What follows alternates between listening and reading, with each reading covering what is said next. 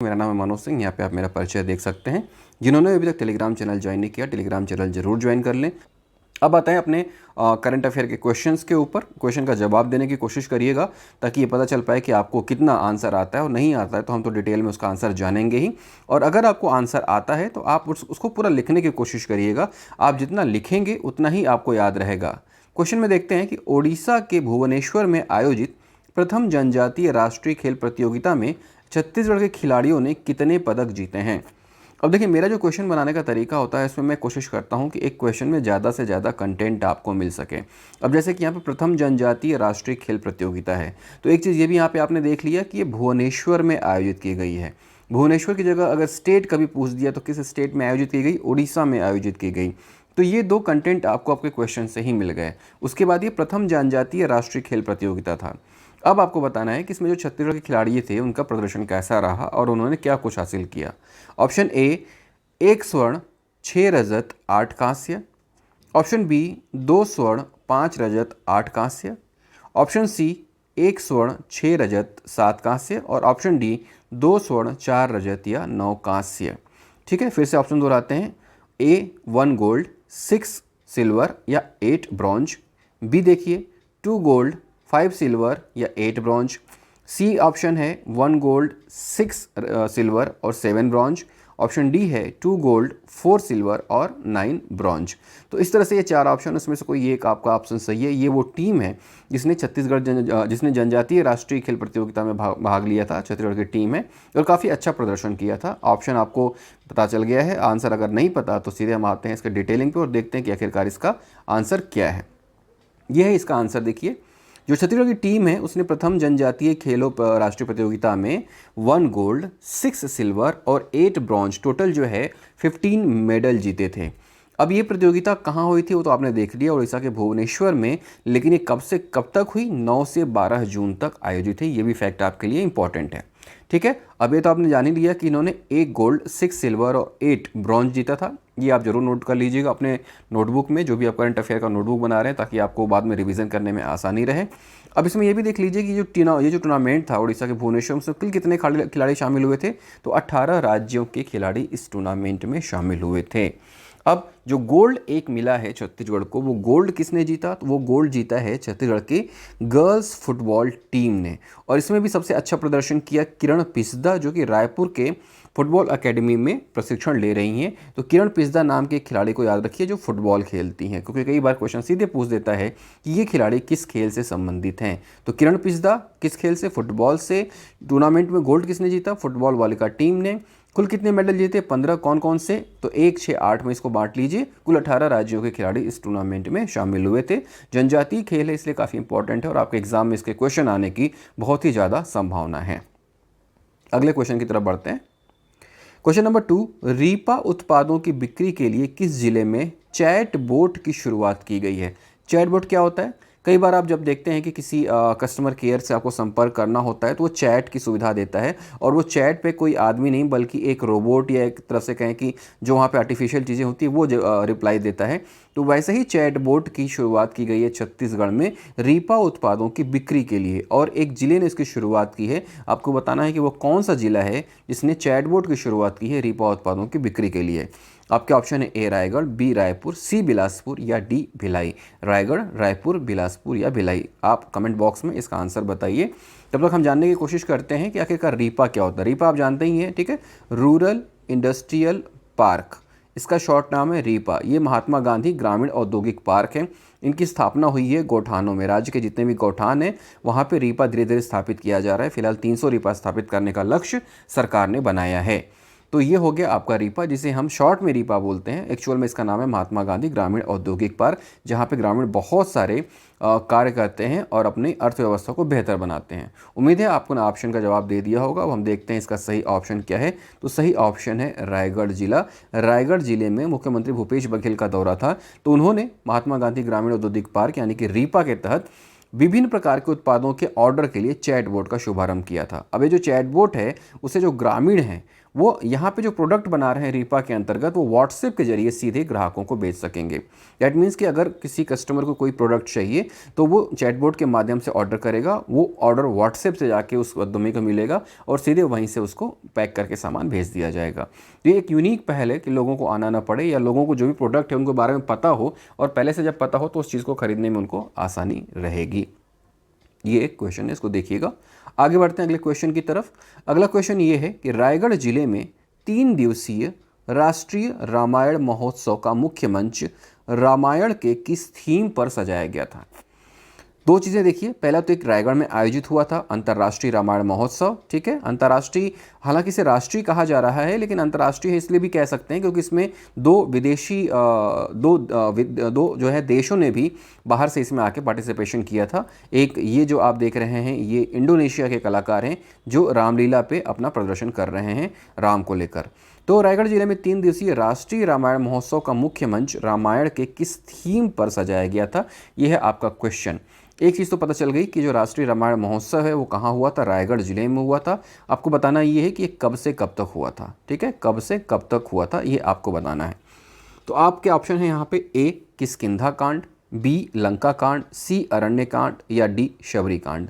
ये रामायण के अलग अलग जो हैं वो चैप्टर्स हैं। आपको बताना है कि किस चैप्टर को लेकर जो रायगढ़ में राष्ट्रीय रामायण महोत्सव मनाया गया था उसका मंच किस चैप्टर को लेकर सजाया गया था, आखिरकार उसकी थीम क्या थी, किस थीम पे पूरा ये रामायण महोत्सव आयोजित किया गया था। ऑप्शन आपके सामने है, उम्मीद करता हूँ जवाब आपको पता है, कमेंट बॉक्स में आपने लिख दिया है। अब देखते हैं वाकई में इसका आंसर क्या है। तो इसका आंसर है अरण्य कांड। अरण्यकांड थीम पर सजाया गया था और पूरे मंच को पर्णकुटी से सजाया गया था, जैसे कि ऐसा ही लगे कि जंगल में कोई किसी तरह से अपनी व्यवस्था करके वहाँ पे रह रहा है। पर्णकुटी मतलब क्या होता है, जंगल में देखिए रहने की कोई व्यवस्था तो पुराने समय में रहती नहीं थी, तो वहाँ पे पेड़ पौधों के पत्तियों को लपेटे अपनी व्यवस्था की और वहाँ पे रहने के लिए एक झोपड़ी नुमा चीज़ कुछ भी बना लिए। तो वैसा ही था ये अरण्यकांड के ऊपर पर्णकुटी को सजाया गया था। ऐतिहासिक रामलीला मैदान में इसका आयोजन किया था, ये भी याद रखिएगा। महोत्सव कितने दिन का था, 3 दिन का था। जैसे कि हम लगातार बोलते रहते हैं कि हमारे राम किसके हैं, कौशल्या के राम हैं, हमारे राम वनवासियों के राम हैं और हम सब के भांजे हैं राम। क्यों? क्योंकि छत्तीसगढ़ में उनकी माता जी का घर है और इस तरह से वो हमारे भांजे हुए। ये जो कार्यक्रम था इसमें रोजाना सामूहिक हनुमान चालीसा का आयोजन भी किया जाता था। अब एक बात ये आती है कि अरण्यकांड आखिरकार क्या है। अगर अरण्यकांड की आपको जानकारी ना हो तो इसके बारे में आप पढ़िएगा। उसके पहले मैं छोटा सा डिटेल आपको बता देता हूँ कि जब राम जंगल में आए थे तो उसके बाद वहाँ पे एक मृग दिखा था जो कि सोने के कलर का था और सीता माता ने ये कहा था कि मुझे इसकी खाल चाहिए। राम उसके पीछे पीछे चले गए, लेकिन एक्चुअल में वो रावण की चाल थी। वहाँ पे जब राम ने उस मृग को मार दिया तो उसके बाद उसने बनावटी बात निकाली और हे लक्ष्मण कहा। सीता को लगा कि भगवान राम जो है वो मुश्किल में है और लक्ष्मण को उन्होंने भगवान राम के पीछे भेज दिया। और इस बीच रावण वहाँ पे आधम का, किसके भेष में, ऋषि के भेष में, और उसने सीता माता का अपहरण कर लिया। और इसके बाद जटायु से उनका युद्ध हुआ। जटायु से युद्ध होने के बाद जटायु ने राम को बताया और फिर राम जो है सीता की खोज में जंगलों से होते हुए वो गए लंका और यहीं से शुरुआत हुई थी छत्तीसगढ़ में उनके घुसने की, जहाँ पे शबरी माता से उनकी मुलाकात हुई थी। तो यही है पूरा अरण्य कांड, ठीक है। अरण्य एक ऑफिस का भी नाम है जिसके बारे में मैं पहले बता चुका हूँ। छत्तीसगढ़ में एक कार्यालय जिसका नाम अरण्य है, उसके बारे में बताइए कि किस विभाग का ऑफिस है। तो इस तरह से ये जो रामायण महोत्सव है काफ़ी इंपॉर्टेंट है आपके लिए। इससे कुछ ना कुछ क्वेश्चन तो ज़रूर आएगा, इसके लिए आप तैयार रहिएगा। अगले क्वेश्चन की तरफ बढ़ते हैं। किस जिले के कोकोड़ी ग्राम में 141 करोड़ रुपए की लागत से मक्का प्रोसेसिंग प्लांट की स्थापना की जा रही है। मक्का प्रोसेसिंग प्लांट कहाँ स्थापित हो रहा है ये आपको मालूम है।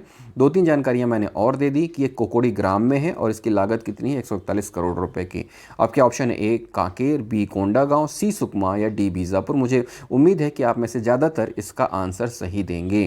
कांकेर, कोंडागांव, सुकमा या बीजापुर, आपको सही आंसर बताना है कि सही आंसर क्या है। तो इसका सही आंसर है कोंडागांव। कोंडागांव जिले के कोकोड़ी ग्राम में इस मक्का प्रोसेसिंग प्लांट की स्थापना की जा रही है।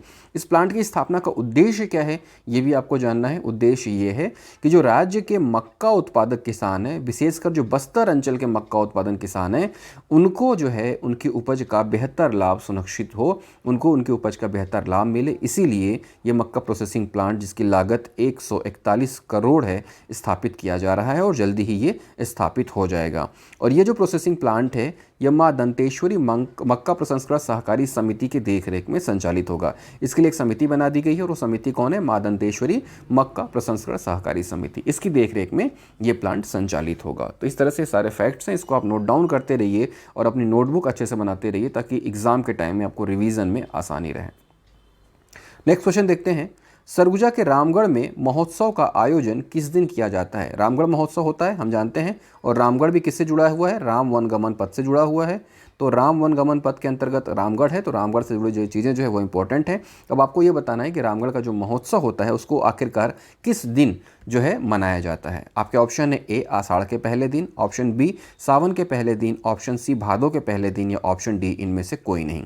आषाढ़ के पहले दिन, सावन के पहले दिन, भादों के पहले दिन, या इनमें से कोई नहीं। आपको आज आंसर बताना है, कमेंट बॉक्स में आप बताइए। तब तक हम रामगढ़ के बारे में भी चर्चा करेंगे क्योंकि यहाँ पे कुछ ऐसी चीज़ें हैं जो एग्जाम में लगातार पूछती हैं, जैसे कि सीता बेंगरा गुफा। सीता बेंगरा गुफा से अक्सर क्वेश्चन यहाँ पे पूछा जाता है। यहीं पे हाथी खोल भी है, और यहीं पे एक हाथी खोल है जिसको कि हम गुफा नुमा है, और हम ऐसा मानते हैं कि यहाँ से पहले हाथी होकर गुजरा करते थे, इसलिए इस जगह का नाम हाथी खोल है। और यहीं पे एक और गुफा है जिसे हम क्या कहते हैं? जोगी मारा।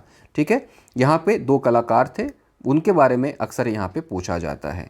तो इसका क्वेश्चन का आंसर मुझे लगता है कि आपने दे दिया होगा। हम सीधे आते हैं इसके आंसर के ऊपर। आंसर क्या है? आषाढ़स्य प्रथम दिवसे, इसका मतलब आषाढ़ के पहले दिन रामगढ़ महोत्सव का आयोजन किया जाता है। ठीक है, ये राम वनगमन पर्यटन परिपथ के अंतर्गत है और आषाढ़ के पहले दिन यानी आषाढ़ माह के पहले दिन इसका शुभारंभ किया जाता है। ये जो आयोजन होता है ये 2 दिन का होता है। पहले दिन शोध पत्रों का वाचन होता है और उसके बाद शोध संगोष्ठी होती है।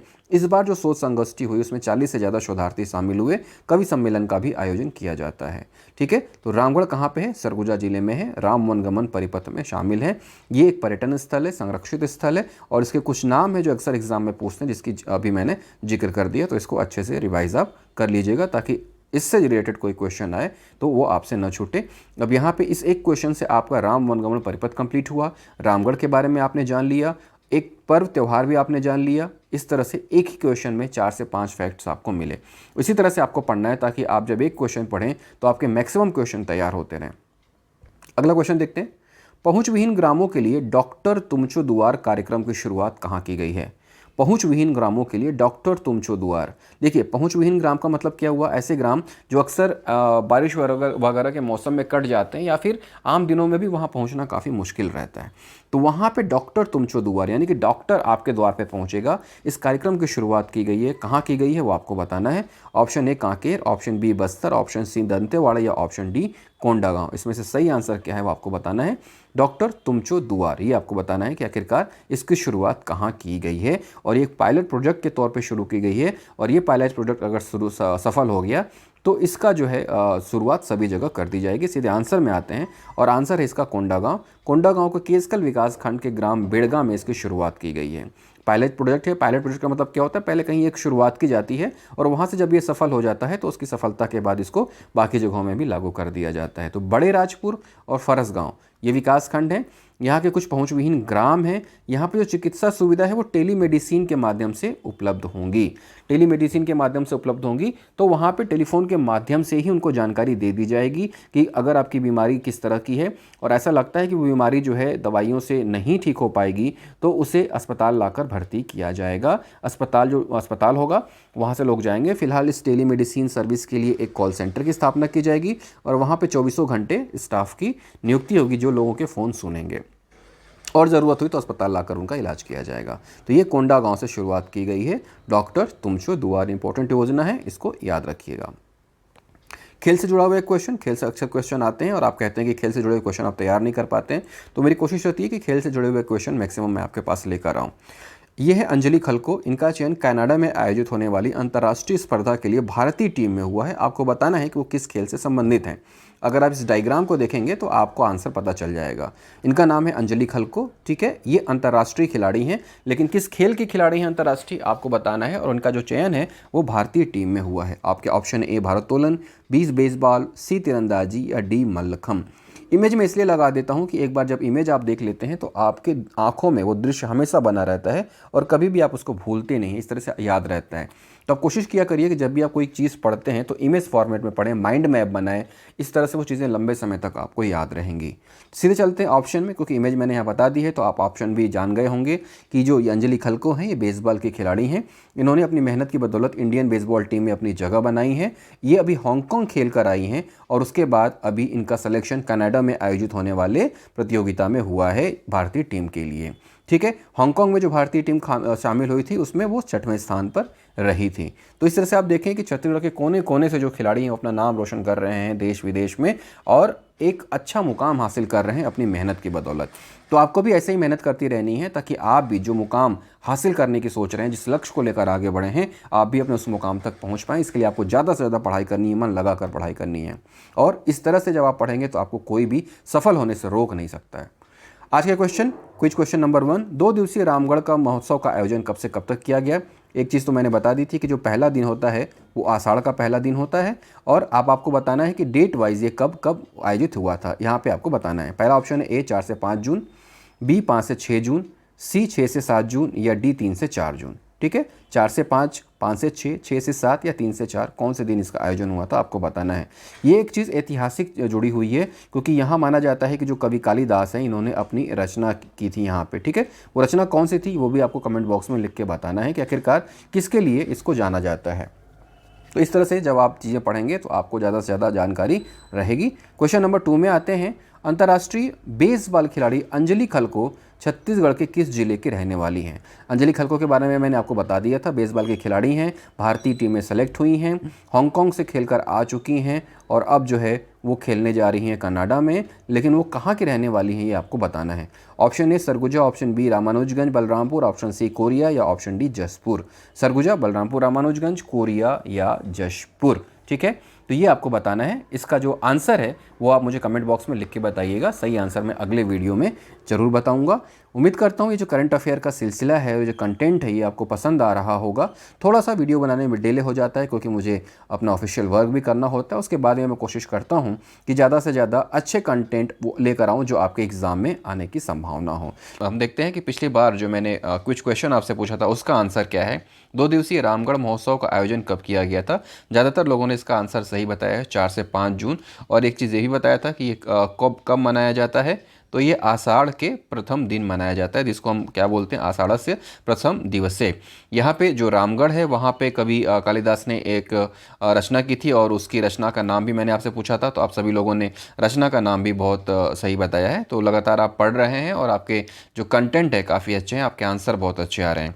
एक क्वेश्चन और पूछा था मैंने कि अंतर्राष्ट्रीय बेसबॉल खिलाड़ी अंजलि खलको छत्तीसगढ़ के किस जिले के निवासी हैं, तो इसका आंसर भी आप सभी लोगों ने सही दिया था, कमेंट्स में मैंने देखा था। बलरामपुर रामानुजगंज की रहने वाली हैं। इन्होंने अभी हांगकांग में खेला है और कनाडा में भी खेला है। तो इस तरह से ये खिलाड़ी जो हैं काफ़ी प्रसिद्ध हैं और छत्तीसगढ़ के खिलाड़ियों से रिलेटेड जो क्वेश्चंस हैं उसके को लेकर आपको अच्छे से तैयार करना पड़ेगा क्योंकि खिलाड़ियों से क्वेश्चंस आते ही आते हैं।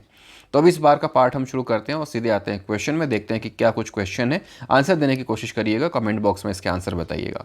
पंडित माधवराव सप्रे की जयंती कब मनाई जाती है। ठीक है, इसका आंसर आपको देना है। पंडित माधवराव सप्रे की जयंती कब मनाई जाती है।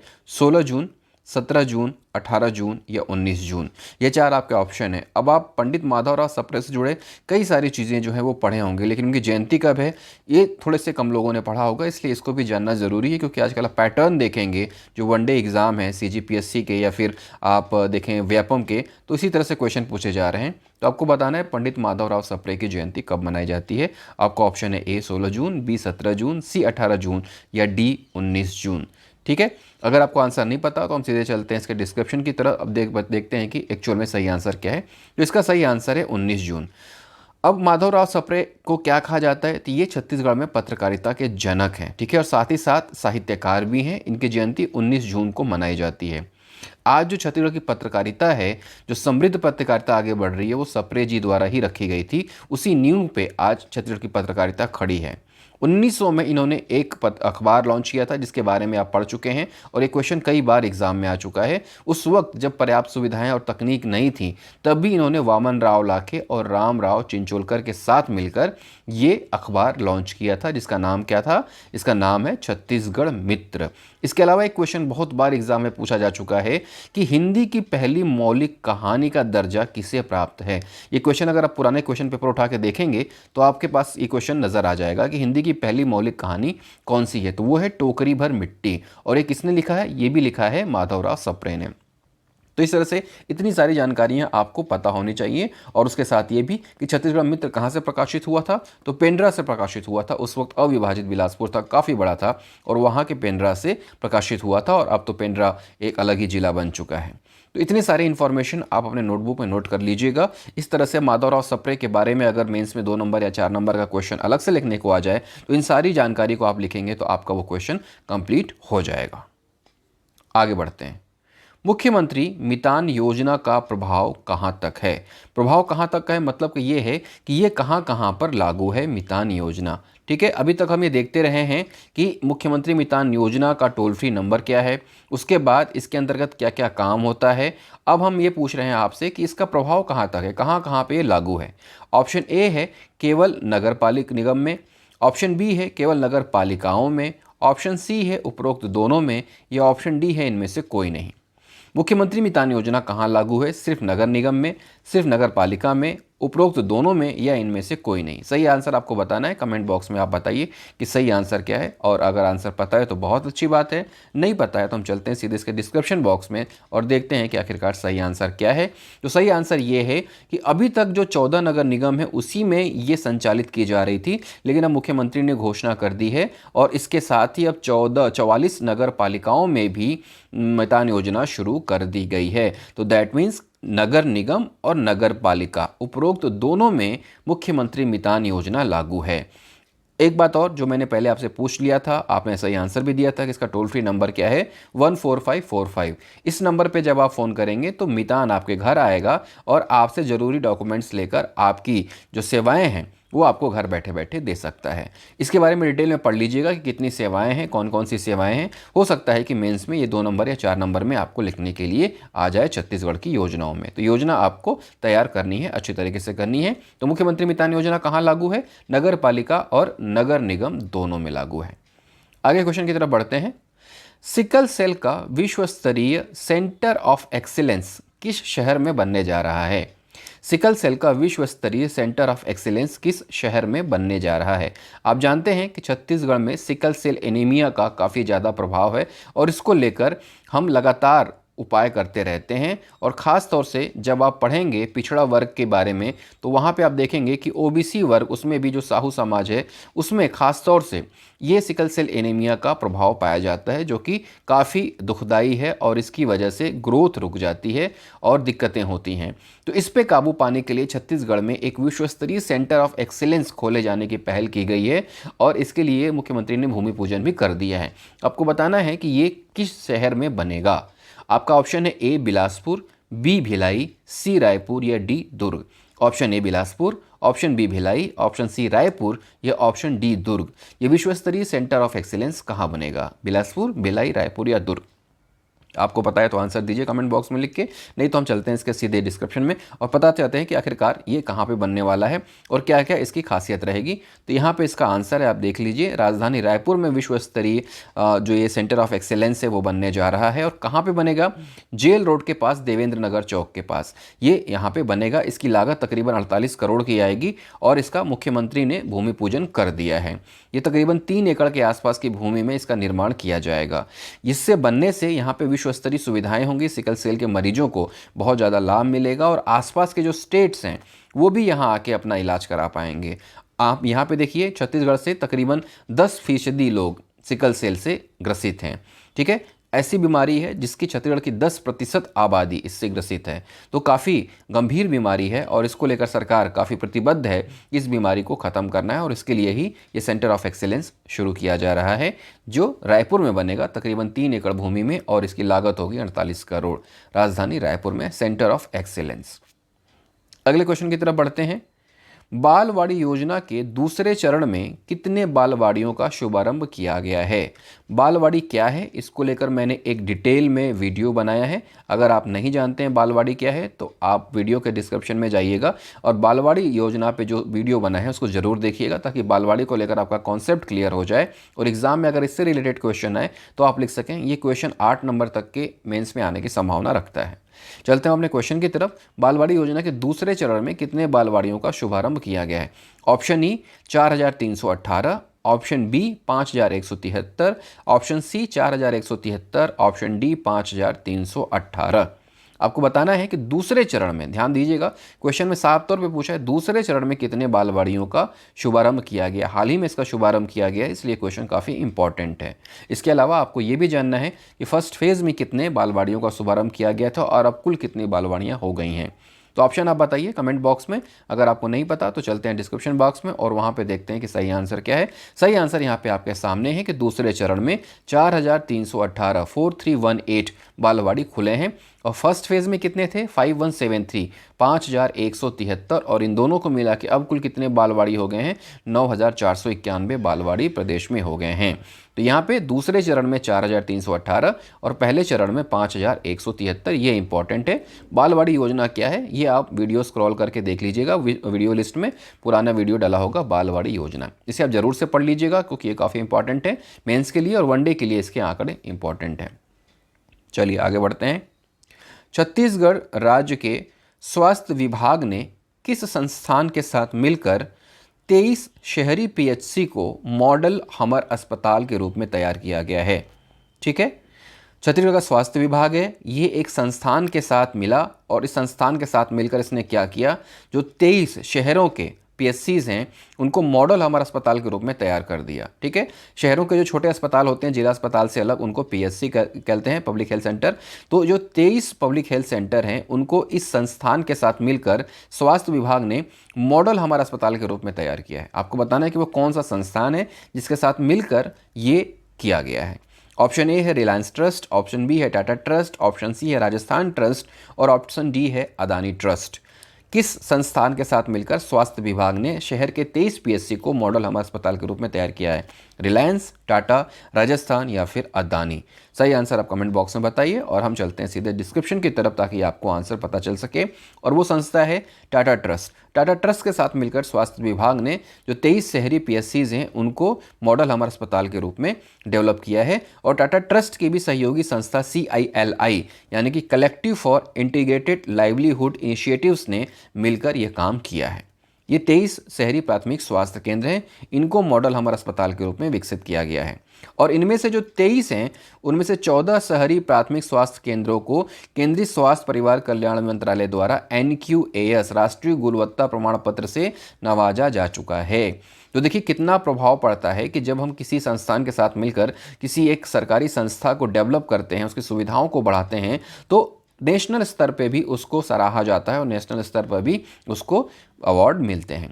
तो टोटल कितने थे? 23 जिनको टाटा ट्रस्ट के साथ मिलकर स्वास्थ्य विभाग ने डेवलप किया और उनमें से 14 ने अवार्ड जीता NQAS। ठीक, तो आप ये याद रखिएगा कि कुल 23 शहरी प्राथमिक स्वास्थ्य केंद्र PHC, ठीक है, और उसके बाद इनका किसके साथ मिलकर? टाटा ट्रस्ट के साथ मिलकर डेवलप किया गया। किस नाम से?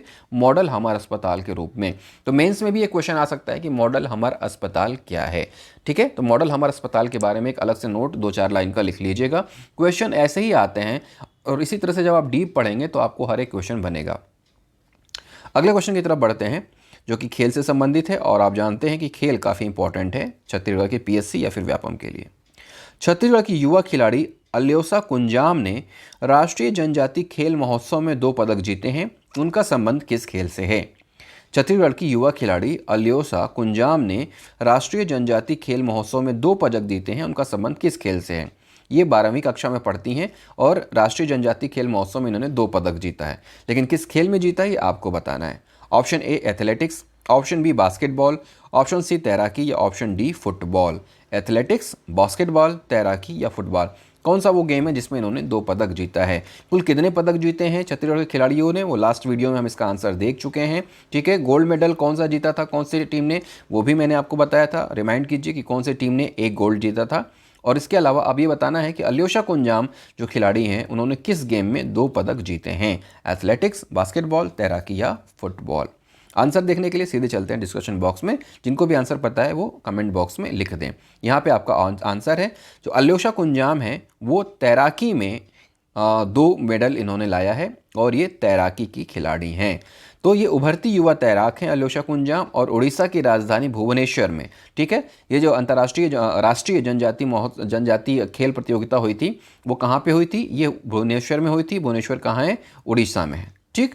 पहली बार राष्ट्रीय जनजातीय खेल महोत्सव आयोजित किया गया था और इसमें तैराकी में अल्योशा कुंजाम ने 2 पदक जीते हैं। कौन कौन से, एक 50 मीटर फ्री स्टाइल में और एक 100 मीटर फ्री स्टाइल में। तो इन्होंने 2 पदक जीती जिसमें से एक सिल्वर है और एक ब्रॉन्ज मेडल है। तो खिलाड़ी का नाम और खेल प्रतियोगिता याद रखिएगा और ये जो नोट्स हैं जरूर बनाते चलिएगा ताकि लास्ट में आपके रिवीजन के काम आए।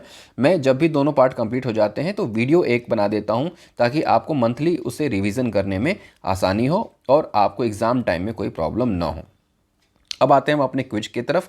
क्विज सेक्शन का पहला क्वेश्चन, राष्ट्रीय जनजातीय खेल महोत्सव का आयोजन भुवनेश्वर में कब से कब तक किया गया। भुवनेश्वर कहाँ है, उड़ीसा में, ठीक है, उड़ीसा की राजधानी। यहाँ पे जनजातीय खेल महोत्सव हुए थे, पहला ही जनजातीय खेल महोत्सव था। छत्तीसगढ़ ने काफ़ी अच्छा प्रदर्शन किया। इसी के खिलाड़ी अल्योशा कुंजाम के बारे में हम अभी पढ़ रहे थे। अब आपको ये बताना है कि इसका आयोजन कब से कब तक किया गया। इसका आंसर आप कमेंट बॉक्स में दीजिएगा। इसका सही आंसर मैं अगले वीडियो में बताऊंगा। ऑप्शन ए 9 से 12 जून, ऑप्शन बी 7 से 12 जून, ऑप्शन सी 8 से 11 जून और ऑप्शन डी 8 से 12 जून। इसमें से एक ऑप्शन कोई सा सही है वो आपको बताना है। दूसरे क्वेश्चन की तरफ बढ़ते हैं। इसका आंसर भी आपको बताना है। राज्य औद्योगिक विकास निगम CSIDC के अध्यक्ष के रूप में किसकी नियुक्ति की गई है। राज्य औद्योगिक विकास निगम CSIDC के अध्यक्ष के रूप में किसकी नियुक्ति की गई है। Option A Bhanu Pratap Singh, option B Arvind Netam, option C Mohan Markam या ऑप्शन डी नंद कुमार साय। ये 4 ऑप्शन है, इनमें से एक ऑप्शन कोई सही है। आपको बताना है कि कौन से वो व्यक्ति हैं जो CSIDC के अध्यक्ष के रूप में नियुक्त किए गए हैं। और CSIDC का जो अध्यक्ष होता है उसको कैबिनेट मंत्री का दर्जा दिया जाता है, ठीक है। यानी कि इनको भी वही सुविधाएं मिलेंगी जो एक मंत्री को सुविधाएं मिलती हैं। इनमें से एक वो व्यक्ति हैं जो CSIDC के अध्यक्ष हैं, राज्य औद्योगिक विकास निगम के अध्यक्ष हैं। आपको बताना है वो कौन है। सही आंसर मैं अगले वीडियो में बताऊंगा, तब तक आप कमेंट बॉक्स में इसका आंसर मुझे जरूर बताइएगा। एक बार फिर से जिन्होंने भी टेलीग्राम चैनल ज्वाइन नहीं किया है टेलीग्राम चैनल ज्वाइन कर लें, क्योंकि लेटेस्ट अपडेट जो कुछ भी आता है, नई वैकेंसी की जानकारी या फिर क्वेश्चन, मैं यहाँ पे लगातार अपडेट करता रहता हूँ। 10,800 से ज़्यादा एस्पिरेंट यहाँ पे मेरे साथ जुड़े हुए हैं। वीडियो जरूर देखिए और इसके अलावा सब्सक्राइब कर लीजिए चैनल को ताकि जब भी कोई अपडेट हो वो आपको तुरंत मिल जाए। फिर मिलेंगे अगले वीडियो में, तब तक लगातार पढ़ते रहिए, आगे बढ़ते रहिए। जय हिंद।